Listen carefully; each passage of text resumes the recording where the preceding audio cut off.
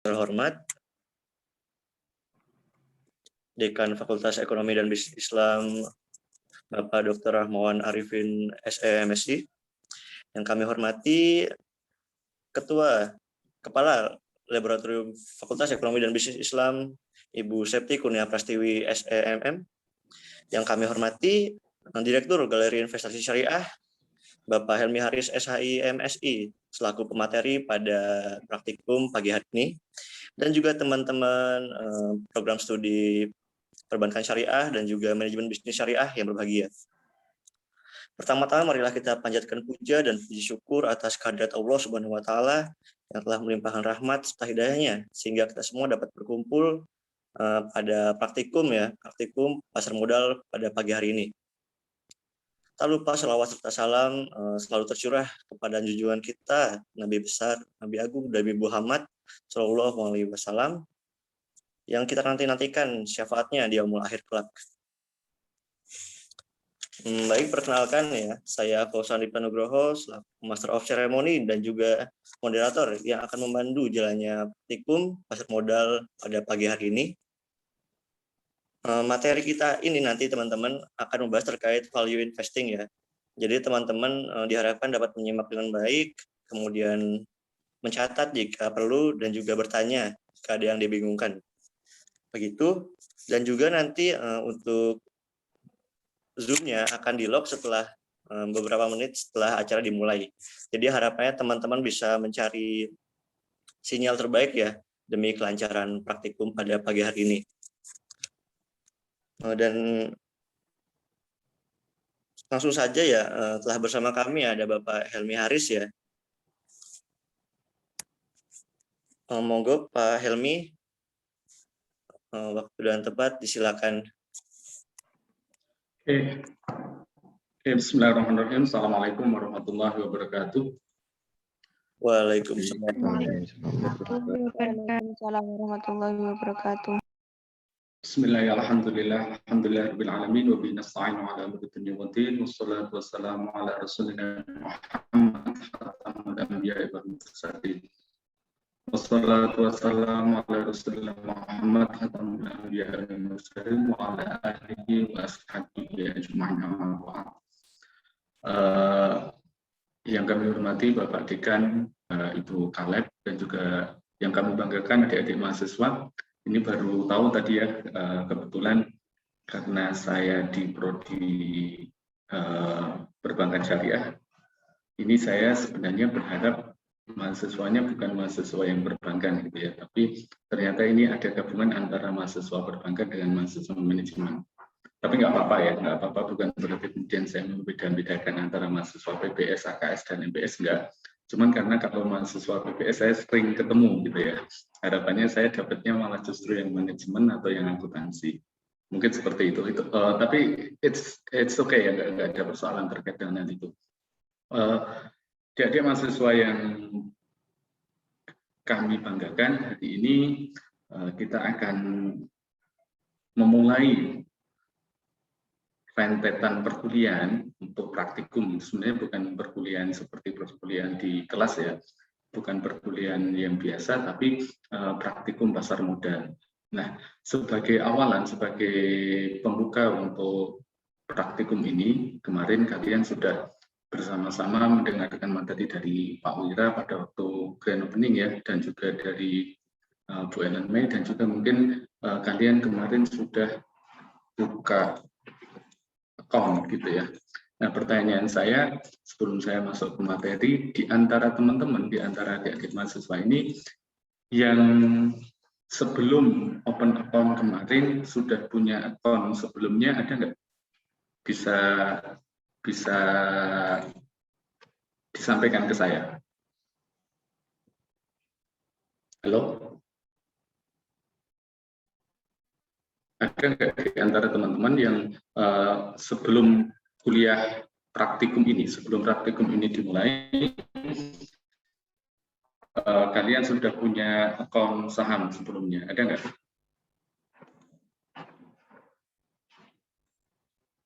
Nggak. Oh, karena ini di lock ya Mas ya. Oke. Di di lock ya, Mas operator? Masih bisa Pak ini Pak, Oh, masih bisa ya. belum di lock. Enggak ada yang. Oke, pertanyaan saya ulangi lagi, ada nggak di antara teman-teman yang sudah punya akun saham sebelum keperluan praktikum ini? Oh, ini ada yang resen ya.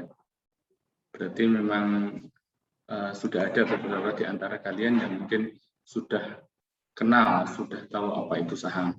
Tapi secara umum mungkin di antara teman-teman masih belum begitu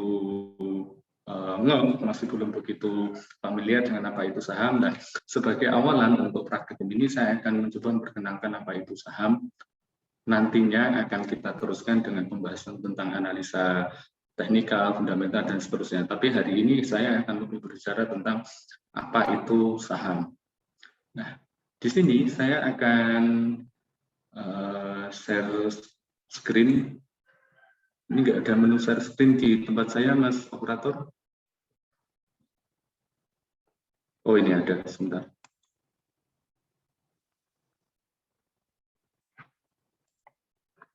Oke.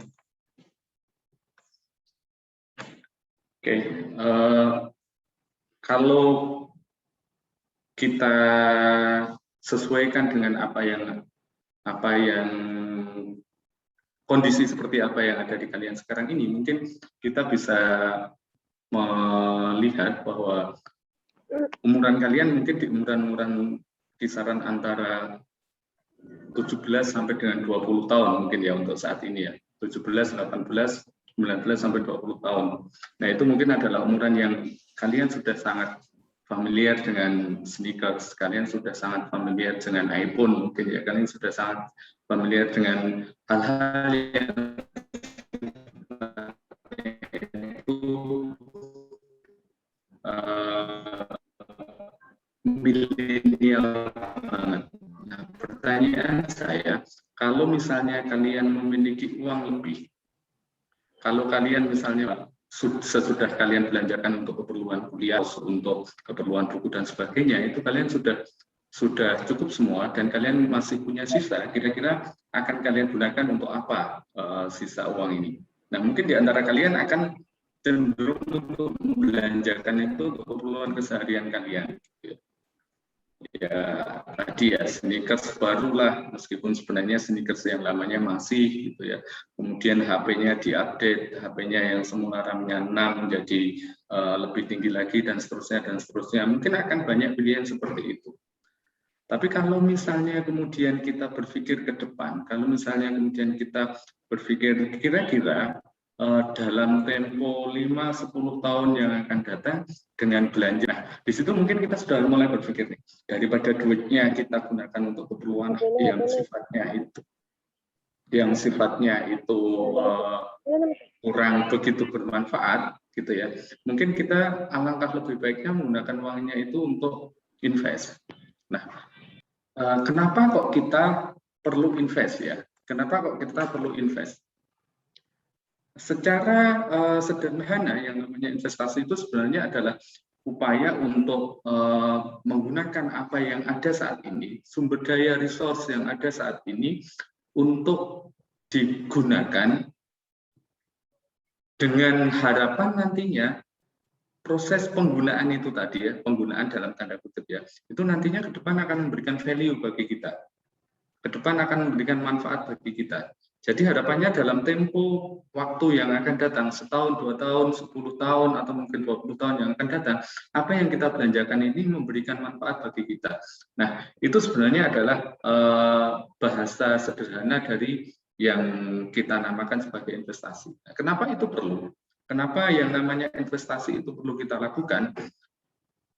Kenapa kita harus melakukan investasi?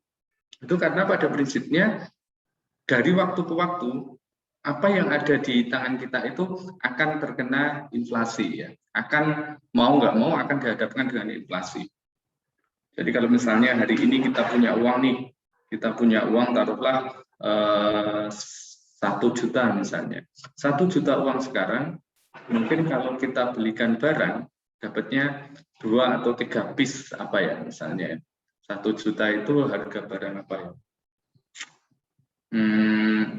Ya, nih yang nilainya 1 juta sekarang lah. Itu mungkin kalian akan punya uang yang kalau kemudian kita belanjakan 1 juta itu tadi akan dapat taruhlah 5 piece gitu. Tapi kalau misalnya kemudian kita tahan uang kita itu yang 1 juta itu tadi, kemudian 2 tahun, 3 tahun, 4 tahun yang akan datang, mungkin 5 piece itu nggak akan terbeli lagi dengan uang yang 1 juta itu.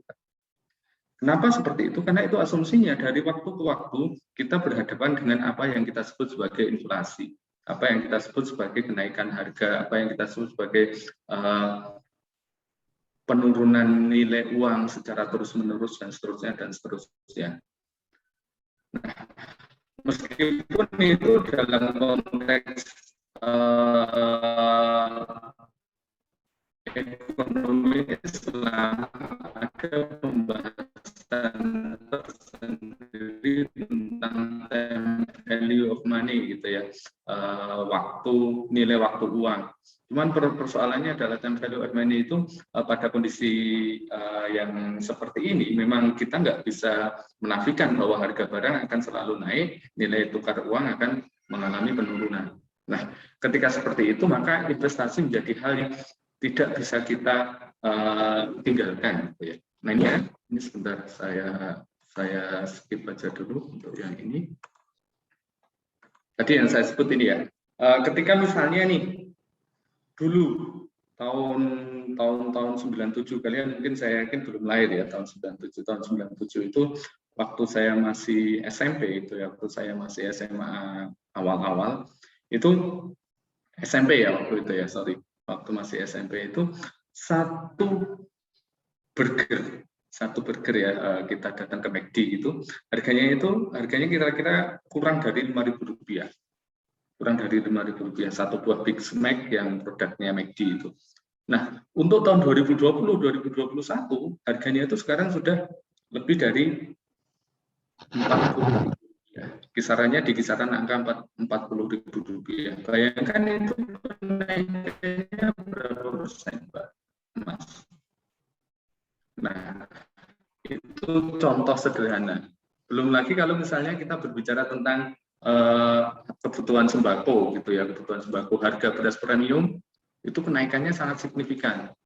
Nah, di sini ketika kita menghadapi kondisi semacam ini, maka investasi itu menjadi hal yang sangat penting. Nah, sekarang pertanyaannya, jenis investasi seperti apakah yang bisa kita pilih? Jenis investasi seperti apa yang ada di hadapan kita yang bisa menjadi sebuah pilihan untuk mengcover terjadinya inflasi tadi?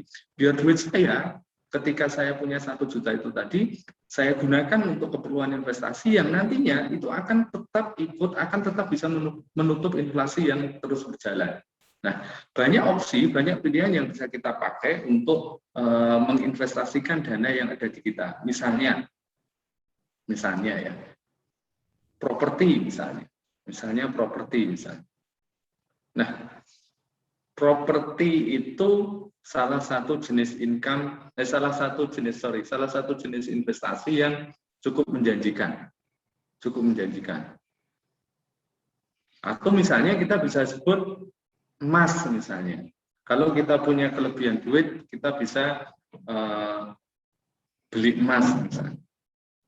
Ataukah misalnya kita bisa tabung misalnya. Kalau kita tabung, orang mengatakan tabungan itu investasi enggak ya? Ya mungkin deposito mungkin yang lebih tepat ya. Kalau tabungan mungkin nggak terlalu pas untuk kita sebut sebagai investasi. Kita bisa mungkin pilih deposito, kita bisa mungkin pilih properti, kita bisa mungkin pilih emas, kita bisa mungkin pilih jenis-jenis investasi yang lain. Banyak sekali jenis investasi yang ada. Cuman persoalannya gini. Kalau kita milih emas misalnya, emas itu adalah sebuah pilihan yang sangat masuk akal. Emas itu adalah sebuah pilihan yang sangat bagus ketika kita punya kelebihan dana untuk invest di emas. Cuman persoalannya, dengan kelebihan yang ada, misalnya emas itu liquid ya, kapanpun kita butuh duit, kita bisa segera menjual itu, gitu ya. Itu salah satu dari kelebihan ketika kita invest di emas. Atau ketika invest kita itu di emas, tapi emasnya itu dalam bentuk dalam bentuk perhiasan semacam necklace atau mungkin ring atau mungkin yang lain-lain ya, bisa gelang, bisa kalung, bisa cincin dan seterusnya. Itu mungkin bisa memiliki nilai manfaat lebih, terutama bagi perempuan misalnya. Nah, atau tadi ketika kita butuh uang, kita bisa segera jual itu. Cuman persoalannya, emas itu ternyata memiliki beberapa risiko, gitu ya. Ya jelas, risiko awalnya adalah hilang, gitu ya. Hilang dalam makna bisa hilang karena ketelisut bahasa Jawanya, itu ya. Atau bisa hilang karena diambil orang, atau bisa hilang karena dicuri, dirampok dan seterusnya. Nah, di samping itu, emas ternyata juga memiliki nilai negatif, kekurangan ya maksud saya, bukan nilai negatif. Memiliki kekurangan, nilai fluktuasi dari emas itu ternyata sangat volatil sekali. Naik turunnya itu ya, kadang naik, kadang turun, kadang naik, kadang turun. Tapi tingkat volatilitasnya itu sangat fluktuatif. Ya kadang-kadang untuk saat ini kalau misalnya kita lihat perkembangan harga emas akhir-akhir ini memang mengalami kenaikan ya. Cuman ternyata pernah juga mengalami penurunan yang cukup signifikan. Dan satu hal lagi, ketika kita invest di emas, itu ternyata tidak berdampak signifikan terhadap kegiatan ekonomi. Nah, yang terpengaruh dengan transaksi emas itu adalah penjual dengan pembelinya saja. Yang dapat manfaat secara ekonomi itu hanya si penjual emasnya dan kita selaku pembeli. Itu nggak ada tingkat pengaruhnya terhadap kegiatan ekonomi, itu nggak terlalu kelihatan. Jadi kalau misalnya kalian beli emas, ya yang rasakan dampak ekonominya hanya kalian. Yang rasakan dampak ekonominya hanya si penjualnya. Hanya kalian dengan pembeli. Hanya kalian dengan penjual, maaf. Hanya kalian dengan penjual. Padahal dalam ekonomi Islam itu jelas ya. Kayak al-layakuna dulatan bainal aghniya minkum, itu ada satu frasa yang sangat penting dalam ekonomi Islam yang mungkin di fikih muamalah kalian sudah dapat ya, agar jangan sampai kayak al-layakuna dulatan bainal aghniya minkum, jangan sampai kemudian pergerakan ekonomi, jangan sampai kemudian tingkat kekayaan, tingkat pergerakan ekonomi itu hanya berputar di antara orang-orang kaya saja. Nah, upayakan ketika kita melakukan sebuah aktivitas, terutama aktivitas ekonomi, yaitu dampaknya dirasakan oleh masyarakat, gitu. Nggak hanya kita saja. Kayak al-layakuna dulatan bainal aghniya minkum. Itu emas. Atau mungkin bisa jadi kita pilih properti nih, tanah atau properti ya, tanah dan bangunan misalnya. Itu invest nggak ya? Invest. Menjanjikan nggak ya? Menjanjikan, gitu ya. Kenapa menjanjikan? Karena Tuhan nggak pernah menciptakan tanah dua kali, gitu ya. Hanya itu saja, gitu ya. Ketika diciptakan Jawa, ya Jawa hanya itu saja, gitu ya. Nggak mungkin kemudian tiba-tiba ada Jawa yang lain, ada Kalimantan yang lain, gitu ya. Secara rasional nggak mungkin akan seperti itu. Nah, ketika kemudian jumlah tanah itu nggak bertambah, tapi yang butuh tanah itu semakin banyak, saya yakin harga tanah itu akan terus naik. Cuman persoalannya, kadang-kadang kalau kita invest di tanah itu, nilai kurangnya adalah kita butuh dana besar. Butuh dana besar. Padahal duit kita tadi sisanya misalnya dalam 1 bulan atau dalam beberapa waktu terakhir misalnya 1 juta. 1 juta bisa beli tanah nggak, Mas Mbak? Bisa sih, tanah 1 karung gitu ya.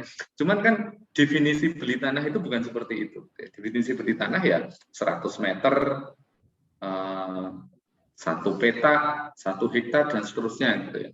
Nah, itu beberapa kekurangan dari tanah itu seperti itu. Memang akan mengalami kenaikan yang akan mungkin terus-menerus naik terus gitu ya.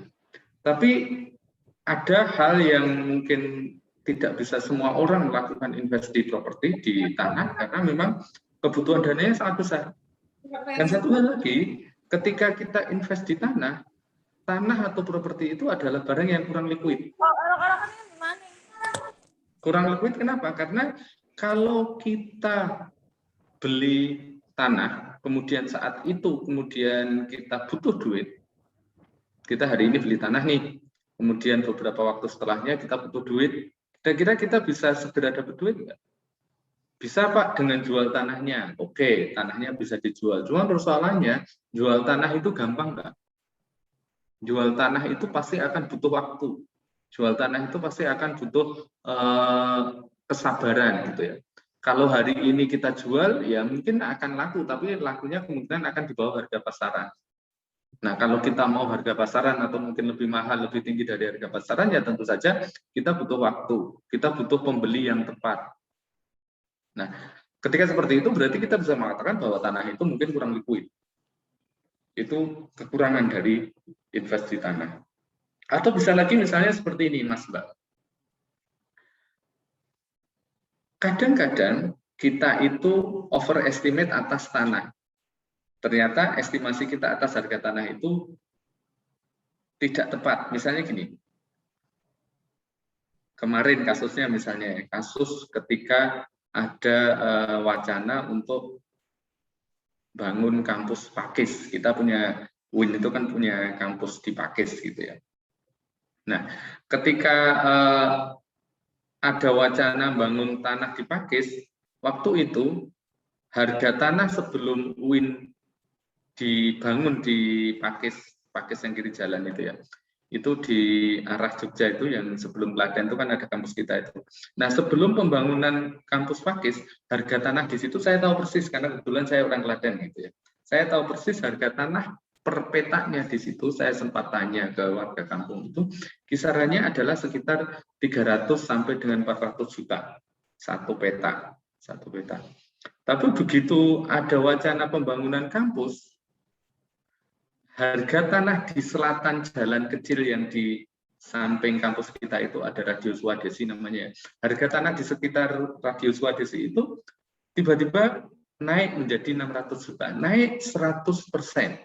Dari semula 300 menjadi 600 juta. Saya sempat tanya, karena kebetulan waktu itu kita mau ngobrol, mau joinan sama 2 orang untuk beli tanah di situ gitu. Nah, kemudian begitu ada pembangunan kampus di Pakis, begitu ada bangunan kita berdiri di Pakis, bangunan kampus UIN, kampus IAIN itu mulai didirikan, harga tanah di selatan kampus yang tadi semula 300 menjadi 600 itu sekarang tawarannya sudah di atas 1 miliar, bahkan mungkin lebih. Dan waktu itu di barat jalan itu banyak investor-investor yang mereka itu sudah mulai bangun kos-kosan. Mereka sudah mulai bangun kos-kosan di selatan, di barat jalan. Di barat jalan itu. Ada teman, kebetulan teman saya bikin kos-kosan di situ gitu ya. Nah, waktu itu dia salah estimasi. Salah estimasinya di mana? Ternyata dia mengestimasikan bahwa nanti fakultas ekonomi itu akan ditaruh di situ. Ketika fakultas ekonomi akan ditaruh di situ, pasti akan banyak mahasiswa, pasti akan banyak orang yang butuh kos-kosan dan seterusnya. Cuman persoalannya, ketika yang dibangun di Pakis itu sudah jadi, yang ditempatkan di sana itu adalah mahasiswa pasca. Nah, mahasiswa pasca yang tentu saja mereka relatif jumlahnya lebih sedikit dan relatif mereka itu sudah punya tempat dan kebanyakan lajon gitu ya. Kenapa lajon? Lajon tahu ya. Lajon itu datang ke kampus tapi mereka tidak stay, tidak kos gitu. Nah, ketika seperti itu teman-teman, ketika seperti itu orang-orang atau yang masyarakat yang beli tanah di seputar kampus, di seputar Pakis, mereka itu sudah overestimate terhadap harga tanah di Pakis, gegara mereka berpikir bahwa di situ akan ada fakultas ekonomi ditaruh di situ. Nah, overestimate yang semula mereka berani bayar mahal, tapi ternyata dalam realitasnya nggak jadi dibangun, nggak jadi fakultas ekonomi ditaruh di situ, maka harga tanah yang sudah kadung tinggi itu tadi jadinya nggak laku. Mau dijual dengan harga murah mereka rugi, gitu ya. Kenapa rugi? Karena harga belinya mereka sudah tinggi, gitu ya.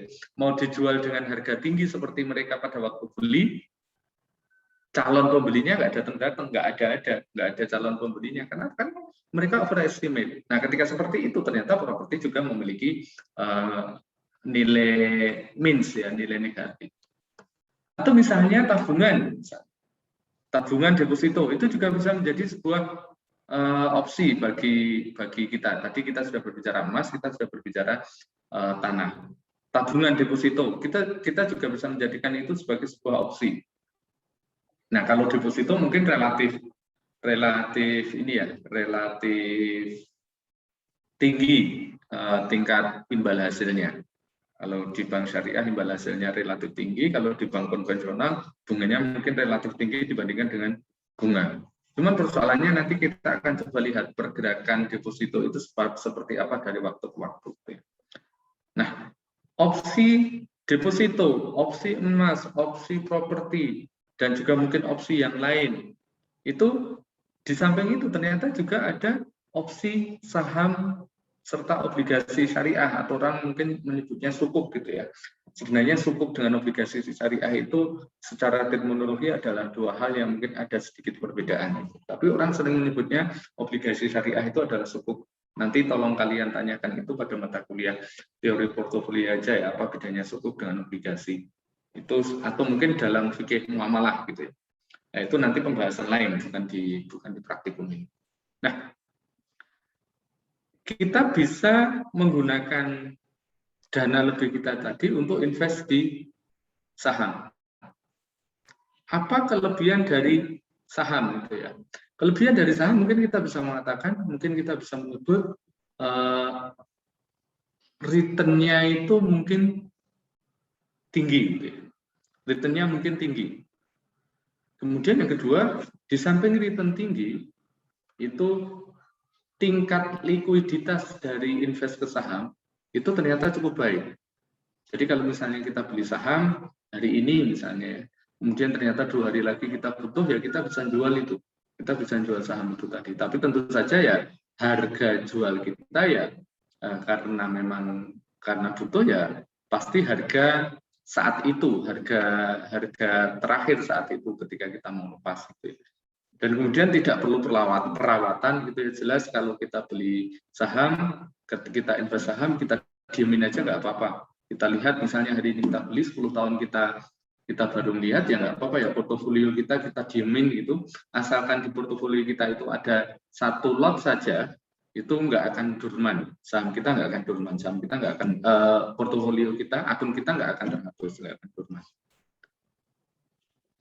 Nah, di samping itu, ketika kita beli saham, itu ternyata ada dampak ekonomi yang bisa dirasakan gitu ya bagi masyarakat. Dampak ekonominya seperti apa? Dampak ekonomi dari ketika kita beli saham ya akan berdampak secara real kepada masyarakat. Ketika misalnya kita beli saham, berarti uang yang ada, uang yang kita beli itu akan dipakai oleh perusahaan untuk muter, untuk beroperasi, dan itu ada dampaknya secara real pada masyarakat. Cuman ternyata di antara kelebihan-kelebihan itu juga ada beberapa kekurangan, beberapa nilai negatif dari saham gitu ya. Tentu kalian sudah paham yang namanya return tinggi itu di belakangnya pasti ada risiko yang tinggi pula gitu ya. Kita sering dengar istilah high risk, high return. Kebalikannya high return, di situ kemudian juga ada high risk-nya. Risiko untuk loss di saham juga ada. Jangan dimaknai bahwa ketika kita beli saham akan naik terus, belum tentu gitu ya. Tergantung bagaimana kita milihnya, tergantung bagaimana pilihan portofolio yang tepat bagi kita. Nah, bagaimana memilih saham itu nanti akan diajarkan di praktikum ini. Bagaimana cara memilih saham yang tepat. Nah, ini yang saya katakan tadi misalnya. Ini contoh ya. Contoh Mas Mbak, saya beberapa kali menyampaikan gitu, pernah menyampaikan ini. Kalau misalnya kita lihat ya tahun 2001 kemarin, jadi 2001 kemarin itu harga sahamnya Apple itu adalah 1,2 per lembar saham, 1,2 US dollar per lembar saham. Nah, kalau misalnya kita punya duit taruhlah 4,2 juta gitu ya. Mungkin tadi yang saya katakan kalian itu generasi milenial gitu ya. Mungkin kalau kalian tahun 2001 kemarin ya, saya nggak tahu ya kalian sudah lahir atau belum. Misalnya nih, kita punya duit sebesar 4,2 juta. Kita bisa punya opsi untuk beli iPhone. Kita bisa punya opsi untuk beli salah satu produknya dari Apple misalnya ya. Nah, ketika kita beli satu barang, satu produk dari Apple dengan harga 4,2 juta, itu dapatnya satu barang ini. Yang itu ibaratnya akan dapat 333 lembar kalau duit ini kita belikan sahamnya Apple waktu itu. Nah, setelah tahun 2020 di sini, sorry saya salah tulis ya. Ini bukan 2019, 2020 ini seharusnya. Itu harga per lembar saham dari Apple itu adalah 223,97 US dollar. Harga 333 lembarnya. Nah, itu sudah bisa membeli satu buah mobil. Nah, tapi itu untuk case yang sangat fantastis ya. Tapi kalau misalnya kita lihat di Indonesia saja, perusahaan yang listing di Bursa Efek Indonesia saja, di salah satunya misalnya Astra,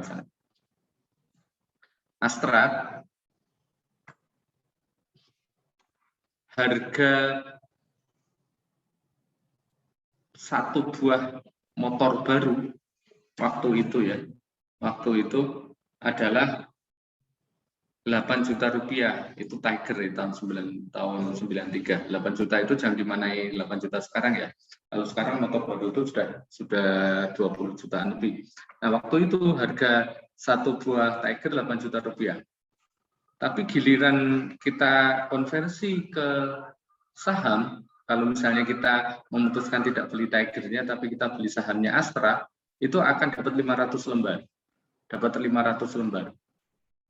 Nah, kalau kemudian kita lihat dengan pergerakan harga Astra saat ini yang sudah mengalami beberapa kali stock split, itu nilainya sudah seperti ini. Tapi itu untuk case-case yang sangat fantastis saja.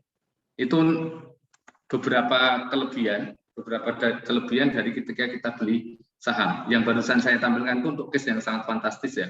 Tapi untuk banyak case juga, loss banyak itu juga pernah terjadi. Nah, sekarang pertanyaannya,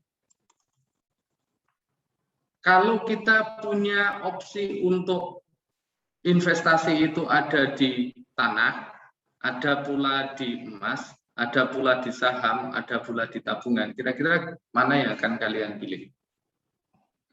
Nah, mungkin akan cenderung sesuai dengan keinginan kalian masing-masing gitu. Bagi yang pengen tanah, ya seperti tadi yang saya sampaikan, butuh dana besar, kemudian tidak liquid dan seterusnya, tapi harganya akan naik terus. Emas, dia liquid banget gitu ya, tapi sangat volatil pergerakan harga emasnya. Belum resiko hilang, belum tidak dampak ekonomi dan seterusnya. Tabungan, kira-kira kalau tabungan gimana ya? Tabungan atau deposito, saya pikir itu juga menjadi sebuah opsi yang masuk akal. Saham atau sukuk itu juga menjadi sebuah opsi yang masuk akal. Cuma ya, di antara pilihan-pilihan itu tadi, kita bisa menentukan mana yang lebih pas untuk kita, mana yang lebih tepat untuk kita. Nah, kalau misalnya kita memutuskan untuk saham saja dah, kalau misalnya kita memutuskan untuk beli saham. Nah, apa itu saham? Kita lihat sekarang. Kalau misalnya kita memutuskan untuk beli saham. Saham itu seperti ini, Mas Mbak. Kalian tolong cermati ya. Misalnya gini. Logika sederhana ketika kita mau beli saham itu misalnya gini. Bu Anissa ini adalah seorang pemilik seorang pemilik butik misalnya. Nah, Bu Anissa ini adalah pemilik tunggal dari butik yang kalau kemudian kita kalkulasi nilai dari butiknya Bu Anissa ini misalnya senilai 1 miliar. Nah, senilai 1 miliar rupiah. Dan ketika seperti itu, ketika butik itu hanya dimiliki oleh Bu Anissa, di total mulai dari bangunan, kemudian apa yang ada di dalamnya, apa yang dijual, kemudian seluruh perabotan yang ada, itu kalau di total misalnya nilainya adalah 1 miliar. Dalam 1 tahun, Bu Anissa misalnya beroperasi 1 miliar itu dia dapat 1 tahun itu keuntungan bersih misalnya 500 juta misalnya dalam 1 tahun ya, dalam 1 tahun. Dalam 1 tahun. Tahun berikutnya keuntungannya juga segitu-gitu saja. Tahun berikutnya keuntungannya juga segitu, tahun berikutnya keuntungannya juga segitu. Nah, Bu Anissa mulai berpikir nih, bagaimana caranya biar keuntungan saya itu tidak seperti itu terus, keuntungannya tidak flat semacam itu terus. Dia kemudian mulai berpikir, kalau misalnya saya bisa meningkatkan omset butik saya, kemungkinan pendapatan yang 500 juta dalam tempo 1 tahun itu tadi, itu akan bertambah 2 kali lipat. Ya, kalau misalnya saya bisa membesarkan butik saya dari yang nilainya semula adalah 1 miliar menjadi 2 miliar misalnya, itu keuntungan saya mungkin juga akan lebih dari 500 juta. Nah, Bu Anissa mulai berpikir, dari mana saya bisa dapat uang 1 miliar untuk meningkatkan omset butik saya ini tadi. Banyak opsi yang bisa dipilih oleh Bu Anissa untuk meningkatkan modal yang ada ya. Misalnya dengan merogoh kantongnya sendiri misalnya. Cuma persoalannya opsi itu bukan jadi pilihan bagi Bu Anissa karena Bu Anissa ternyata nggak memiliki dana lebih lagi. Duit dia ya hanya di butik itu tadi senilai 1 miliar itu tadi aja. Ada opsi lain, misalnya apa? Pinjam ke bank. Nah, ketika Bu Anissa memutuskan untuk pinjam ke bank, Bu Anissa berpikir, kalau nanti saya memutuskan untuk pinjam ke bank, uang 1 miliar saya taruh di butik saya, keuntungannya mungkin tinggi. Cuman persoalannya, ada beban biaya yang harus saya tanggung dalam bentuk pembayaran bunga setiap bulan. Nah, itu bisa menjadi opsi, tapi mungkin Bu Anissa berpikir, ada nggak ya opsi yang lain? Nah, opsi yang lain mungkin dia bisa pinjam ke temennya. Nah, persoalannya itu juga sebuah pilihan yang berat juga. Kenapa? Karena pinjam duit 1 miliar itu tidak semua orang akan bisa memberikan, gitu ya. Tidak akan bisa ikhlas mengeluarkan duit 1 miliar untuk dipinjamkan ke Bu Anissa itu tadi. Nah, ketika seperti itu, ada pilihan lain. Pilihan lainnya gimana? Dia bisa mengkalkulasi dari butik yang senilai 1 miliar itu tadi, kalau misalnya kemudian saya konversi menjadi lembaran saham, saya konversi menjadi lembaran saham, nilainya misalnya 1 miliar itu tadi adalah dikonversi per lembar sahamnya misalnya dia butuhnya tadi 1 miliar ya. Misalnya dia bikin 20 lembar saham yang nilai per lembar sahamnya adalah 50 juta. Misalnya gitu. Nah ini, 20 lembar saham yang nilai per lembar sahamnya misalnya adalah 50 juta. Jadi 50 juta tadi kali 20 akan ketemu angka 1 miliar. Nah, 1 miliar itu tadi yang terkonversi menjadi 50 saham dijuallah oleh Bu Anissa kepada masyarakat. Dijuallah oleh Bu Anissa kepada masyarakat. Nah, sisi kanan ini. Sisi kanan yang ada, yang jumlahnya banyak itu tadi, yang jumlahnya 20 orang itu tadi, ketika mereka membeli per lembar saham senilai 50 juta kepada Bu Anissa, maka Bu Anissa akan dapat uang yang nilainya adalah mana tadi ya? Sebentar, Mbak. Nah, sini. Ketika investor itu tadi memutuskan untuk membeli lembaran saham per lembarnya nilainya 50 juta, yang jumlahnya 20 orang kali 20 lembar saham, berarti kan 20 kali 50 1 miliar, maka di situ Bu Anissa menjadi tidak satu-satunya pemilik. Bu Anissa bukan menjadi satu-satunya pemilik atas butik ini tadi. Kenapa kok seperti itu? Karena ketika masyarakat membeli saham, itu artinya adalah bahwa masyarakat sudah membeli perusahaan, sudah membeli bisnis yang dijalankan oleh Bu Anissa ini tadi. Jadi begitu masyarakat membeli sahamnya, membeli saham butik yang dimiliki oleh Bu Anissa itu tadi menjadi 2 miliar, maka masyarakat akan memiliki 50% kepemilikan atas butik. Bu Anissa memiliki 50% kepemilikan atas butik. Jadi 1 miliar tambah 1 miliar, ketemunya adalah 2 miliar. Yang 1 miliar itu miliknya Bu Anissa, yang 1 miliar berikutnya miliknya si investor, masyarakat. Nah, baru ketika seperti itu, maka nilai butik dari Bu Anissa akan menjadi 2 miliar. Asumsinya seperti tadi yang saya gambarkan tadi. Nah, apa keuntungan ketika kita memiliki saham? Apa keuntungan ketika kita membeli saham? Taruhlah ilustrasinya kembali ke kasusnya Bu Anissa tadi misalnya. Tadi 50% kepemilikan atas butik itu punya Anissa. 50% kepemilikan yang lain itu miliknya masyarakat sebagai investor.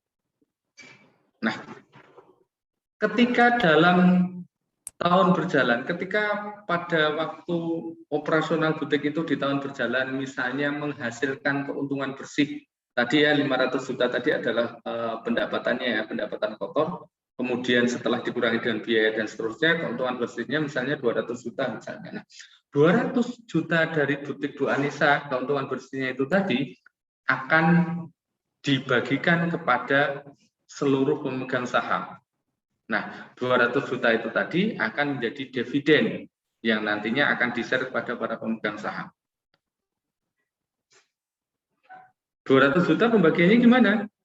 100 juta ke Bu Anissa karena dia adalah owner 50% dari butik.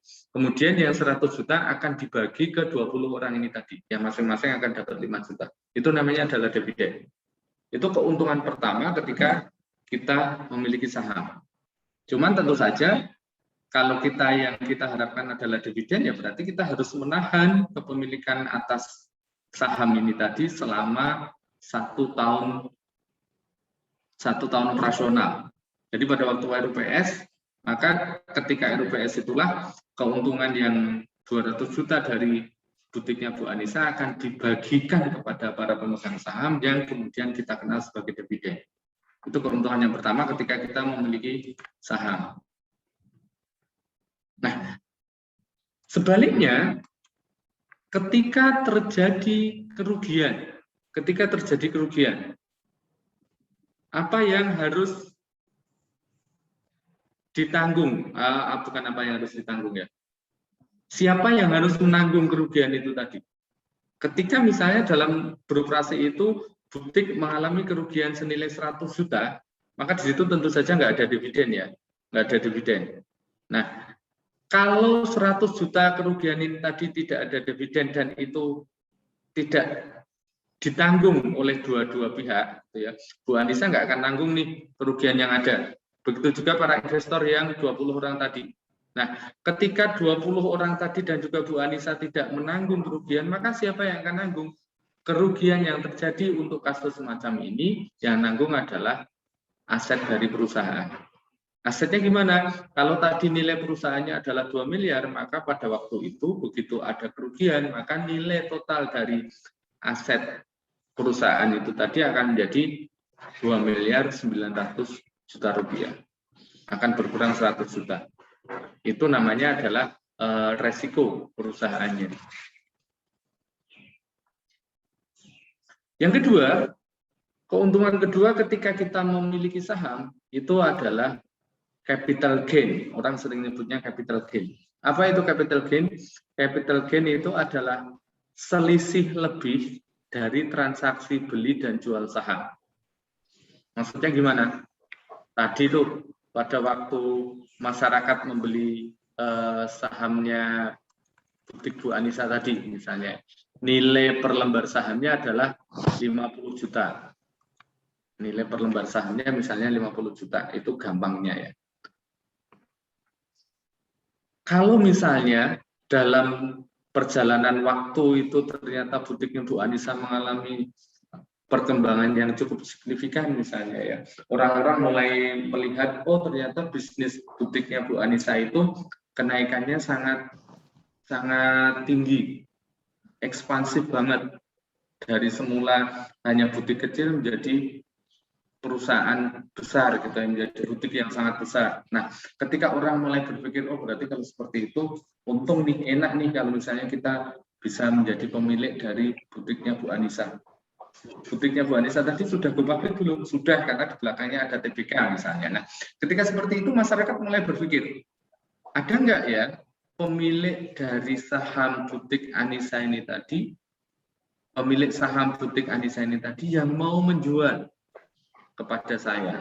Nah, ketika seperti itu misalnya ada salah seorang pemilik yang bersedia menjual kepada masyarakat baru atau orang yang tertarik tadi, yang semula nilainya adalah 50 juta karena mengalami peningkatan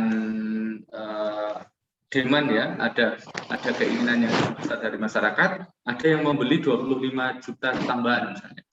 Saya beli saham kamu yang 50 juta, menjadi saya tambahkan, saya beli 75 juta, boleh nggak?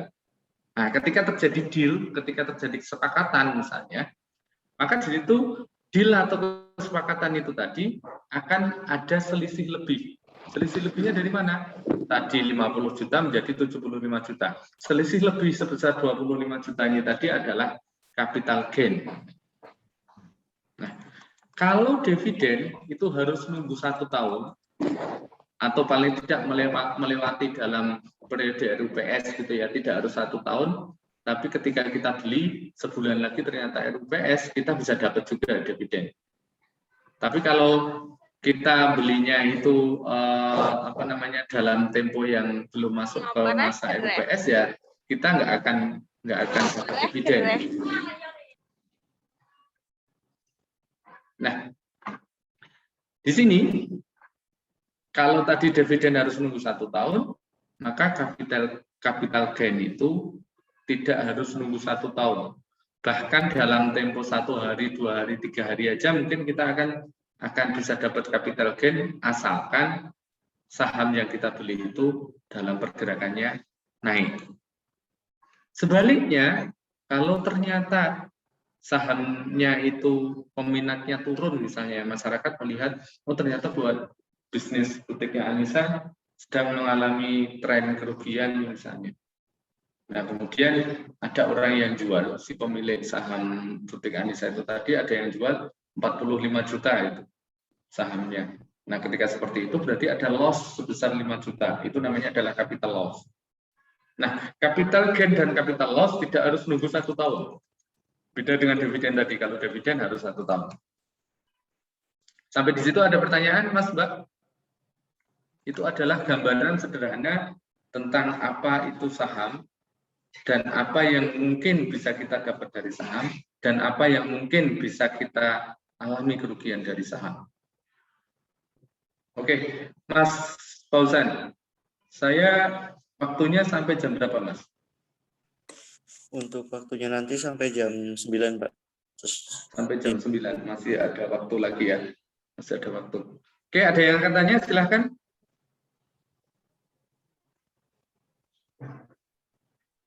Kalau tidak, kita lanjutkan dulu ya. Nah, ini tadi namanya adalah capital loss, capital gain, dan juga dividen gitu ya. Nah, sekarang kalau kita ingin tahu di Indonesia untuk case-nya Indonesia aja ya. Mungkin kalau untuk yang di luar negeri banyak ya, banyak sekali. Tapi kalau untuk di Indonesia misalnya, kita pengen tahu nih, apa saja perusahaan yang sudah bisa kita beli sahamnya. Tidak semua perusahaan tentu saja bisa kita beli sahamnya gitu ya. Tidak semua perusahaan kita bisa dapat sahamnya. Yang tidak bisa yang seperti apa? Yang tidak bisa tentu saja adalah perusahaan yang betul-betul private, perusahaan yang betul-betul hanya dimiliki oleh individu atau korporasi tertentu yang mereka tidak go public, mereka tidak menjual sahamnya ke masyarakat. Nah, lalu bagaimana cara kita membedakan antara perusahaan yang kita bisa beli sahamnya dengan perusahaan yang tidak bisa kita beli sahamnya? Cara membedakannya gimana? Cara membedakannya cukup sederhana, Mas Mbak. Kalian lihat tuh di nama resmi dari perusahaan itu, kalau di belakangnya ada TBK gitu ya, itu berarti perusahaannya sudah go public. Kalau belum, ya berarti itu kemungkinan besar perusahaan itu masih private gitu ya, masih dimiliki oleh individu atau korporasi tertentu. Nah, di antara perusahaan-perusahaan di Indonesia yang sudah go public, misalnya di sini kalian sudah sangat familiar dengan produk-produk ini ya. Lifebuoy itu produknya siapa, Mas Mbak? Unilever. Gitu ya. Nah, oke, Unilever. Nah, sekarang pertanyaannya, dalam satu hari nih misalnya, dalam satu hari, berani nggak kalian keluar rumah tanpa produknya Unilever? Dalam satu hari aja, sebut dah. Ada nggak di antara kalian yang dalam satu hari itu tidak keluar rumah tanpa menggunakan produknya Unilever? Ada nggak? Ada nggak kira-kira? Oh ada Pak, saya gosok giginya pakai arang misalnya ya, pol misalnya. Saya mandinya pakai merang gitu ya. Terus sampoannya pakai merang dan seterusnya. Kalau kayak gitu ya keluar aja ya. Mungkin kalian terbebas dari Unilever. Tapi secara umum saya yakin dalam satu hari kalian nggak akan mungkin keluar dari rumah tanpa produknya Unilever. Sebut aja dah. Mulai dari bangun tidur kalian mandi pakai pasta gigi, produknya siapa, Mas Mbak? Unilever kan? Nah, oke. Pasta giginya mulai dari ini bukan. Ini saya tidak bermaksud promo ya, nggak ada tulisan iklan di belakang saya, itu nggak ada sama sekali. Cuman contoh saja di sini. Unilever mulai dari pasta gigi kalian bisa tahu lah ya, Pepsodent, dan mungkin untuk satu produk saja, untuk satu varian produk mereka punya turunan yang banyak gitu ya. Untuk pasta gigi saja yang punya Unilever ada beberapa, tidak hanya satu brand. Sabun juga mungkin tidak hanya satu brand. Sampo yang punya Unilever juga mungkin tidak hanya satu brand. Belum lagi yang lain. Atau misalnya contoh yang lain, BRI. Ya, BRI itu itu konven ya, BRI konven. Sebenarnya ini bukan saham syariah. Di sini ada yang tidak syariah ya. Di antara BRI, kemudian Gudang Garam, itu adalah perusahaan yang tidak syariah. Jadi gini Mas Mbak, nanti ada pembeda antara mana yang masuk dalam kategori saham syariah dan mana yang masuk dalam kategori saham non syariah. Bedanya apa nanti di pembahasan lain waktu ya, karena nggak mungkin hari ini. Nah, BRI, BCA, kemudian Matahari, kemudian BSD ya di Serpong, kemudian Gas, PGN, Telkom, Semen, terus kemudian Indofood dan seterusnya, termasuk Astra misalnya dan seterusnya, termasuk Garuda dan seterusnya. Itu adalah contoh-contoh perusahaan yang di belakangnya ada kata TBK. Nah, pertanyaan sekarang gini, kalau misalnya dalam satu hari kita tidak bisa lepas dari produknya Unilever, kenapa kita tidak berpikir, ngapain saya memperkaya Unilever terus? Ngapain saya setiap hari memperkaya Unilever? Kenapa tidak saya memperkaya diri sendiri dengan menggunakan produk yang sama? Ketika kita menggunakan sabun ya harapannya itu sabun kita sendiri gitu ya. Ketika kita menggunakan odol ya harapannya itu odol kita sendiri gitu ya. Ketika kita menggunakan traveling ya, menggunakan pesawat, ya harapannya itu pesawat kita sendiri. Kenapa mindset kita tidak kita setting seperti itu? Cuma persoalannya untuk beli perusahaan, untuk mendirikan perusahaan sabun kan tentu butuh biaya besar, gitu ya. Untuk memiliki maskapai penerbangan tertentu tentu butuh biaya besar. Untuk membuat perusahaan mie goreng tentu juga butuh biaya besar. Nah, itu bisa kita mulai dengan nyicil dikit-dikit gitu ya. Maka ada istilah nabung saham di bursa efek itu ya.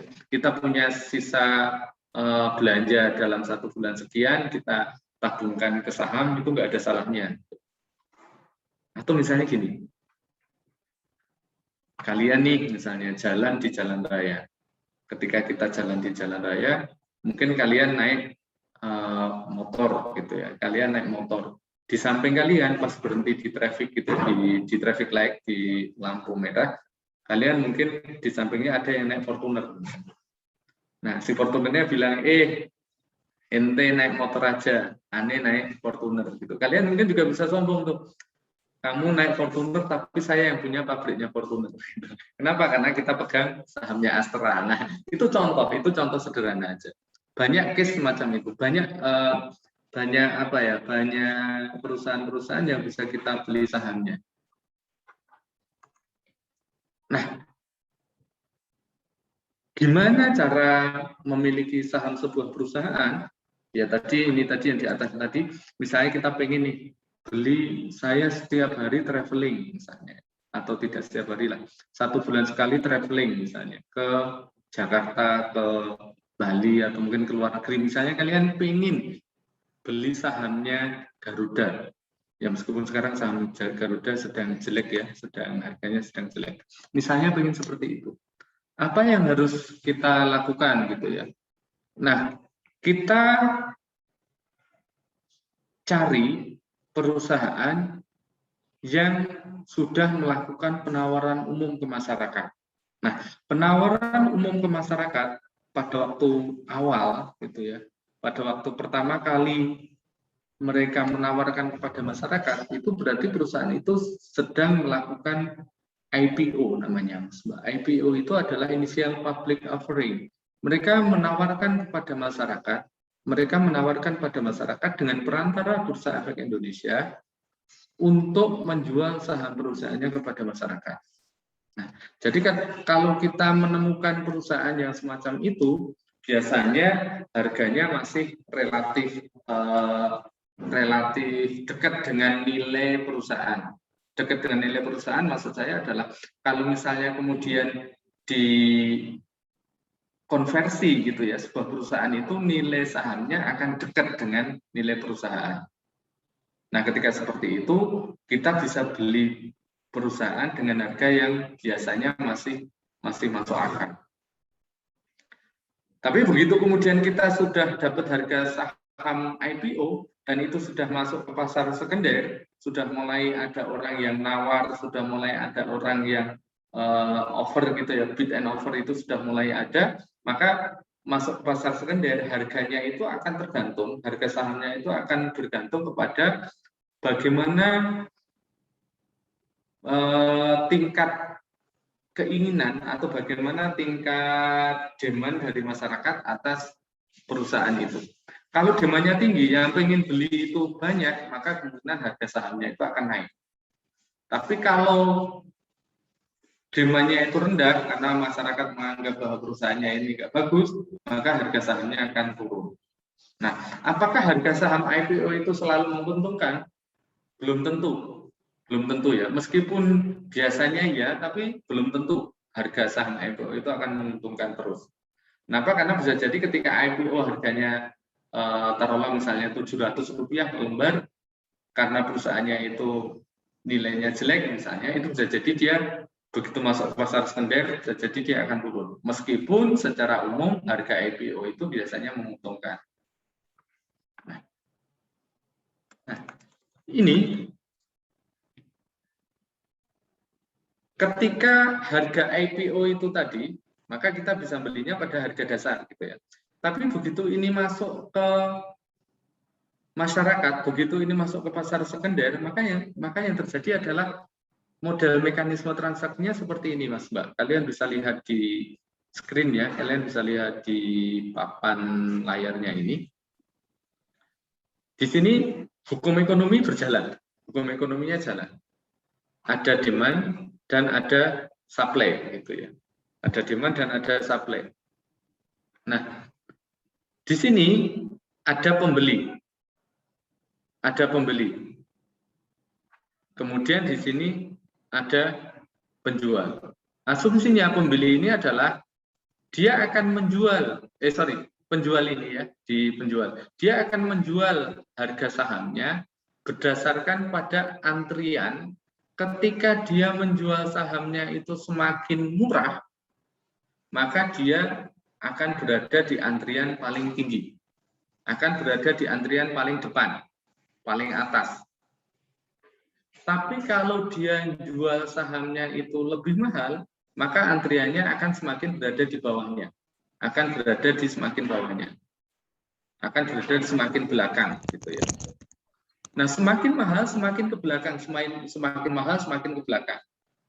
Semakin murah, antriannya akan semakin ke depan. Semakin murah, antriannya akan semakin berada di paling atas. Sebaliknya, dalam perspektif pembeli, dalam perspektif calon pembeli saham, itu ketika dia menentukan sekian, gitu ya, sekian rupiah, semakin tinggi dia berani beli, maka antrian dia akan semakin berada di paling atas. Semakin rendah dia akan beli, semakin rendah dia mau beli saham, gitu ya. Itu antriannya dia akan semakin ke belakang. Akan semakin ke belakang. Itu kalian, contohnya kalian lihat itu misalnya. Ada satu saham dengan harga misalnya ya, harga terakhirnya adalah 2.400 di atas itu ya. 2.400 itu SMPR ya, itu beberapa waktu yang lalu, sudah agak lama ini, harga agak lama. Nah misalnya 2.400 ini adalah harga deal terakhir yang terjadi. Deal kemarin atau deal beberapa waktu sebelumnya. Harga dealnya adalah 2.400. Nah, bapak penjual, si penjual itu dia pengen harga jual dia adalah 2.500 misalnya. Nah, ketika dia menjual dengan harga 2.500, sedangkan saat yang sama ada yang mau melepas dengan harga 2.450 misalnya, atau maka harga 2.500 yang dia jual ini akan berada di paling belakang. Semakin rendah dia akan berada di paling atas di 2.410. Kalian bisa lihat di kolom yang over ini, over. Ya. Kemudian sebaliknya pembeli dengan harga yang paling murah, dengan harga yang paling rendah, dia akan berada pada posisi paling di bawah. Misalnya dengan harga last-nya itu 2.400, last price-nya itu 2.400, dia mau beli di 2.310. Di saat yang sama ada yang mau membeli di harga 2.350. Di saat yang sama ada yang mau membeli dengan harga 2.400. Maka harga 2.310 itu akan berada pada posisi paling bawah. Semakin tinggi dia berani beli, maka itu antriannya akan berada di semakin atas. Kalian bisa melihat itu di kolom bid-nya. Jadi di situ ada kolom bid dan ada kolom offer. Kemudian ada kolom lot di kirinya bid dan kolom lot di kanannya offer gitu ya. Itu adalah jumlah lot yang tersedia. Jumlah lot yang ada. Nah, kalau bidnya itu 2.400, ada lotnya 666, maka calon pembeli yang berani nawar dengan harga 2.400 itu adalah sejumlah 666 lot. Untuk yang kolom offer, yang menawarkan dengan harga 2.410 itu ada sejumlah 12.949 lot. Nah, ketika 2.410 dengan 2.400 itu match, ketemu, nyambung, ketika match maka di situ terjadi deal. Siapa yang mendilkan? Yang mendilkan tentu saja adalah melalui perantara Bursa Efek Indonesia dengan sekuritas yang ada. Nah, itu namanya adalah mekanisme transaksi saham di Bursa Efek. Apakah hanya di Indonesia saja? Ya, di luar negeri pun juga sama gitu ya mekanismenya. Ketika bid and offer-nya ini match, ketika yang kolom bid dan kolom offer-nya itu ketemu nyambung gitu, maka ketika itu nyambung berarti di situ terjadi transaksi jual beli, terjadi proses peralihan dari penjual ke pembeli. Itu sudah masuk ke pasar sekunder. Nah, bagaimana cara kita memilih perusahaan yang pas gitu ya? Bagaimana cara kita memilih perusahaan yang pas? Ini ada beberapa tips, ya tentu saja yang namanya tips itu depend on ourselves gitu ya, kembali ke kita masing-masing, bergantung pada kita masing-masing. Tip yang pertama misalnya gini. Pada waktu kita mau beli saham, pilihlah saham perusahaan yang memang kita kenal. Ya, ada istilah jangan beli kucing dalam karung gitu ya. Kita hanya beli saham karena ikut-ikutan, kita nggak tahu ya. Asal kemarin ada temannya yang beli, ikut-ikutan latah beli misalnya. Jangan seperti itu ya. Kita harus tahu persis mana perusahaan yang pas, yang bisa kita beli. Nah, ketika seperti itu berarti kita harus paham dulu tuh secara fundamental seperti apa, terus kemudian produknya itu laku di masyarakat seperti apa, lah itu upayakan kita hanya membeli saham dari perusahaan yang memang betul-betul kita tahu. Ini ada yang bisa ini ya, Mas Operator, ada yang bisa nyoret di screen saya ya. Sejak tadi ada coret-coretan yang itu yang bukan saya yang bikin itu. Ya, nggak apa-apa sih. Nggak apa-apa. Kemudian yang kedua, kita lihat seberapa besar kapitalisasi pasar dari perusahaan tersebut. Semakin tinggi nilai kapitalisasi pasar sebuah perusahaan, itu akan semakin baik. Asumsi dasarnya seperti itu. Nah, kapitalisasi pasar perusahaan secara umum terbagi menjadi 3, gitu ya. Yang pertama adalah first liner, yang kedua adalah second liner, yang ketiga adalah third liner. Nah, first liner itu biasanya masuk dalam perusahaan yang kita sebut sebagai perusahaan-perusahaan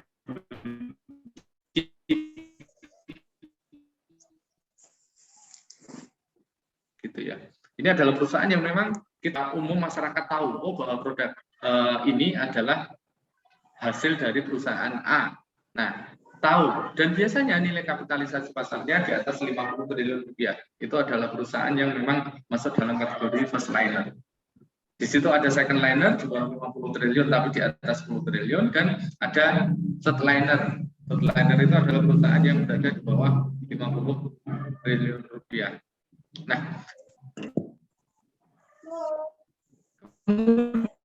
yang ketiga, kita upaya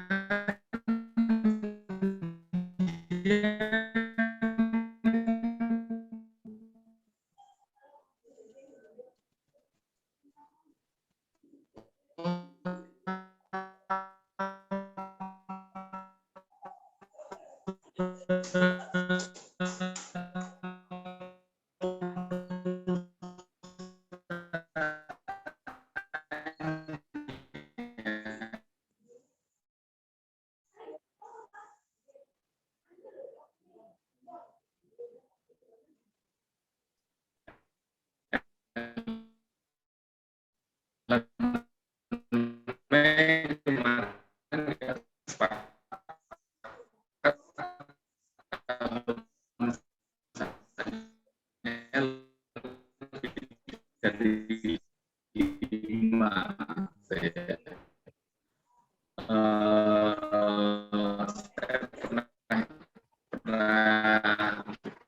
pernah terlalu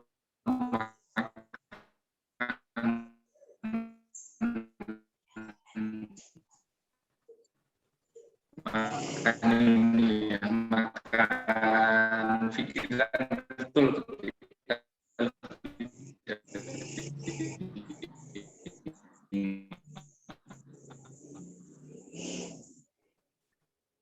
Nah,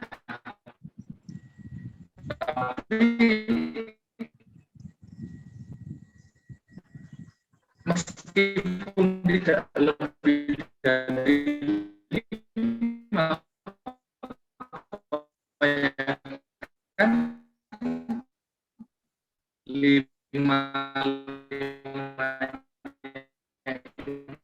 meskipun beda emiten, tapi karena sektornya itu sama, ya bisa jadi semua perusahaan yang kita beli, yang ada di portofolio kita, bisa jadi dia akan sama-sama turun, semuanya turun, ya. Yang terjadi kita rugi toh, kita hanya rugi. Beda dengan ketika misalnya kita punya 3 atau 4 emiten yang bergerak di sektor yang berbeda, misalnya ada yang di sektor keuangan misalnya ya, di perbankan misalnya, kemudian ada yang di sektor consumer goods misalnya Unilever misalnya ya, atau yang lain misalnya, atau Indofood misalnya, atau misalnya yang satu lagi di sektor tambang. Jadi kita punya 3 itu, satu di consumer goods, satu di tambang, satu di keuangan. Nah, ketika kita sedang turun, kita masih punya. Nah, harapannya seperti itu.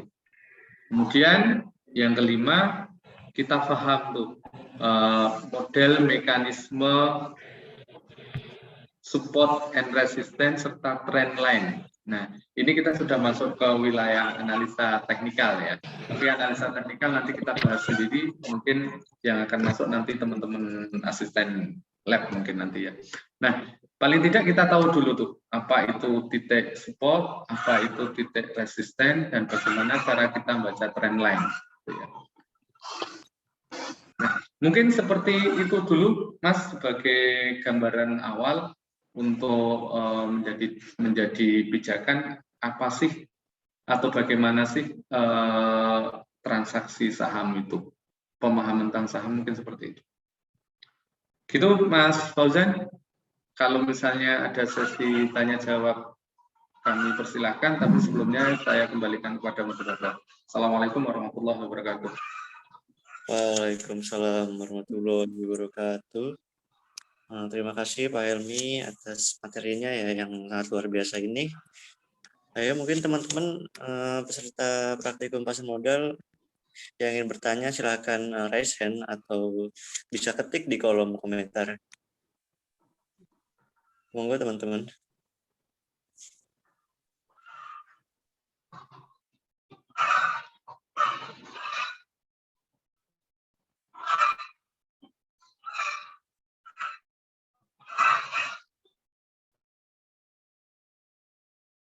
Misalnya tahu lebih jauh, ya mungkin kalian teman-teman mahasiswa bisa datang ke KSPM atau mungkin bisa datang ke galeri, atau kalau ketemu saya bisa tanya-tanya dengan saya, nggak apa-apa. Kalau memang di forum ini belum ada yang tanya. Mungkin gitu ya, Mas Fauzan. Ini kan kebetulan mulai lowbat ini punya saya. Oke, berarti teman-teman kalau ada yang ingin bertanya bisa langsung ke galeri aja berarti ya Pak ya? Bisa tanya-tanya ke anak SPM. Gitu kan juga ada. Ke saya nggak apa-apa, Mas. Ke saya nggak apa-apa, nanti kalau misalnya pengen berbicara tentang itu bisa datang ke ruangan saya, ngobrol tentang itu. Selama saya tidak ada kesibukan, insya Allah saya open. Oke, baik. Gitu teman-teman. Kalau ada yang mau tanya langsung ke Pak Helmi juga bisa ya. Ya. Oke. Sebelumnya ini Pak, ada post-test nggak Pak ini Pak? Kira-kira. Gimana? Ada post-test nggak untuk praktikum ini? Nanti saya serahkan ke ini ya, ke ini nyebutnya panitia atau apa ini? Panitia, bukan ya? Lab ya. Saya serahkan ke lab aja kira-kira seperti apa. Nanti karena tadi kan kalau ada post test harusnya kan tadi ada pretest gitu ya. Nah, belum ada pretestnya. Nanti kalau misalnya mau mereview itu ya mungkin kita bisa bikin kuis atau apa yang akan saya sampaikan belakangan. Itu ya, Mas Fauzan ya. Oke. Oke, Pak. Sekali lagi terima kasih ya Pak Helmi udah menyempatkan waktunya untuk memberikan ilmunya kepada teman-teman peserta praktikum. Kemudian bagi teman-teman juga bisa absen ya, bisa absen di kolom chat dengan format nama _name _kelas dan juga di screenshot nantinya, screenshot kemudian diupload di Google Form yang sudah tersedia nantinya. Oke, baik, kalau misalnya teman-teman nggak ada yang bertanya, sudah sampailah praktikum pasar modal pada pagi hari ini. Terima kasih juga kepada Pak Helmi yang sudah berikan materi dan juga teman-teman yang sudah menyempatkan untuk ikut praktikum ini. Harapannya semoga praktikum ini dapat jadi manfaat ya buat teman-teman dan juga mendapat ilmu baru ya. Dan juga mohon maaf ya teman-teman apabila ada salah dalam penyampaian, kurang lebihnya mohon maaf. Wabillahi taufiq wal hidayah. Wassalamualaikum warahmatullahi wabarakatuh. Waalaikumsalam warahmatullahi wabarakatuh.